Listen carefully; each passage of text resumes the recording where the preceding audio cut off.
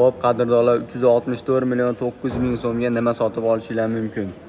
1.5 turbo Cherry gibrid avtomobilini sotib olishingiz mumkin. Mashina o'zimiz Andijonda Cherry avtosalonida turibdi. Mashina yangi kelgan gibrid rejimida naqd 1935 km masofani bosib o'tadi deyapti.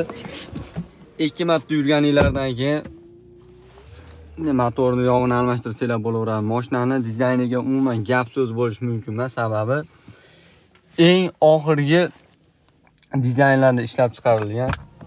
Voy, men kolonkalariga bitta baho berib qo'yasizlar. Mana sidina pameti, xullas hamma yo'g'i bor.